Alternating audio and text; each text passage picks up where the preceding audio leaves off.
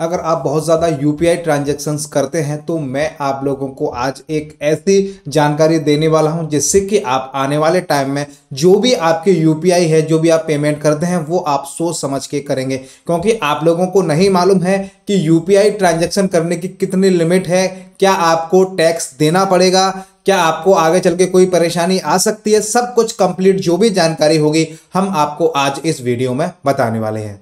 देखिए, ज्यादातर हमारे साथ में क्या होता है, हम लोग क्या करते हैं, यूपीआई को यूपीआई की तरह नहीं समझते हैं। ज्यादातर हम लोग उसका जो ट्रांजैक्शन है वो आंख बंद करके करते हैं। जैसे कि मैं आपको बताता हूं, मान लीजिए कि मुझे अपने किसी फ्रेंड को पैसे भेजने हैं, तो उसने मुझसे बोला कि भाई मेरे में 10,000 रुपए डाल दे। तो मैंने क्या किया, उसके यूपीआई में 10,000 रुपए डाल दी और उससे कैश ले लिए। ठीक है। अब मान लो कोई और बंदा आया, अरे भैया मेरे जो पैसे हैं वो आप अपने आप यूपीआई में मंगा लीजिए, मैं आपको जो भी है उसका जो कमीशन वगैरह है वो मैं आपको दे दूंगा। यानी कि हमने सामने वाले का यूपीआई अपने अकाउंट में मंगा लिया और फिर उसको हमने यूपीआई ट्रांजैक्शन कर दिया या एटीएम से कैसे भी उसको निकाल के दे दिया। मेरा कहने का मतलब ये है कि हम लोग जो भी ट्रांजैक्शन करते हैं वो बेवजह करते हैं, कोई मतलब नहीं है, लेकिन हम करे जा रहे हैं यूपीआई ट्रांजैक्शन। तो मैं आप लोगों को बताने वाला हूं क्या लिमिट है, क्या आपको इससे बचना चाहिए और उसका क्या प्रोसेस है। देखिए, मैं आपको बता दूं, वैसे यूपीआई की जो लिमिट है वो 50 लाख रुपए तक की है, वो है आपकी करंट अकाउंट की। अगर आप अपने करंट अकाउंट में, चाहे आपका पर्सनल करंट अकाउंट हो चाहे आपका बिजनेस करंट अकाउंट हो,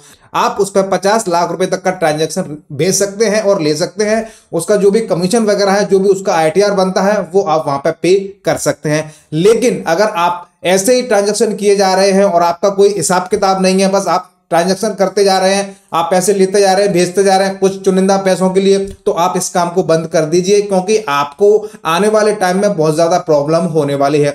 जैसा कि आप लोगों को पता होगा, पहले हमारा जो इनकम टैक्स का स्लैब था वो 2.5 लाख रुपए तक का था, वो अब आपका 5 लाख रुपए तक का हो गया है। एक बात बताइए, अगर आप डेली के 5-10 हजार रुपए की यूपीआई से ट्रांजैक्शन करेंगे बेफिजूल में, तो फिर आपका जो महीने का है वो 3 से 2.5 लाख रुपए तक का ट्रांजैक्शन हो जाएगा। इसका मतलब आपका साल का 36 लाख से 40 लाख रुपए तक का हो जाएगा और इनकम टैक्स का स्लैब 5 लाख रुपए है। फिर आप ऐसे में क्या करेंगे? उसका बचने का तरीका यह है, अगर आपका कोई छोटा सा बिजनेस है या फिर आप बहुत ज्यादा कमीशन बेस पे यूपीआई करते हैं, तो आपको सबसे पहले एक अपना करंट अकाउंट ओपन कराना होगा। आप चाहे अपना जीएसटी के थ्रू करा सकते हैं या फिर आप एक अपना इंडिविजुअल करंट अकाउंट ओपन करा सकते हैं। उसमें यह फैसिलिटी मिलती है आपको कि आप 50 लाख रुपए तक का जो ट्रांजैक्शन यूपीआई का वो आप कर सकते हैं। उसके लिए आपसे ज्यादा सवाल जवाब नहीं किए जाएंगे। उसके लिए कंडीशन ये है कि आपको उसकी बैलेंस शीट बनानी पड़ेगी। बैलेंस शीट ये है कि आपने किससे कितना यूपीआई लिया और कब लिया और किसको आपने कितना पेमेंट किया। उससे क्या होगा, आने वाले टाइम में अगर आपसे कुछ पूछा जाता है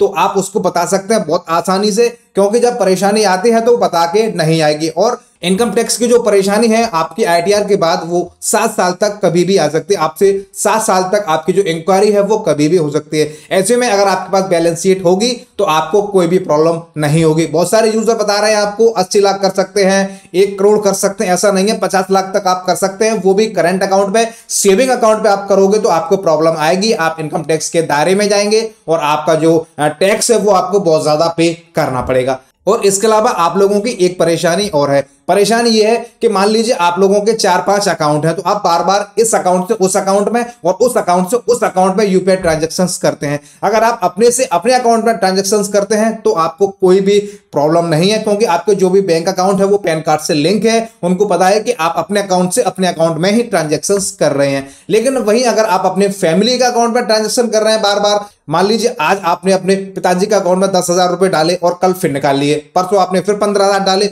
फिर निकाल लिया, अगर ऐसा आप करते हैं तो उसको भी आप दायरे में आएंगे। इनकम टैक्स उस चीज को भी वहां पे पकड़ लेगा। उसका तरीका यह है, मान लीजिए आपको अपने फैमिली के किसी के अकाउंट में पैसे भेजने हैं, तो आपको क्या करना है, अगर आप सेम डे ट्रांजैक्शन करके अगर वापस ले लेते हैं तो वो इनकम टैक्स के स्लैब में नहीं आते हैं। लेकिन मान लीजिए आपने आज 10,000 रुपए पिताजी के अकाउंट में डाले और कल निकाले, तो वो इनकम टैक्स के स्लैब में वहां पे आ जाएगा। और वही बात करते हैं थर्ड पर्सन। जैसा कि मैंने आपको बताया कि मान लीजिए आपका कोई फ्रेंड है, वो यूपीआई यूज नहीं करता है, वो आपसे बोल रहा है कि आप अपने अकाउंट में 50,000 रुपए ले लीजिए और मुझे एटीएम से या कैसे भी निकाल के दे दीजिए, क्योंकि मैं तो यूपीआई यूज करता नहीं हूं। उसकी भी आपकी जो इनकम टैक्स की स्लैब है उसमें भी आप फंसने वाले हैं, क्योंकि उसमें भी आपको आने वाले टाइम में प्रॉब्लम हो सकती है।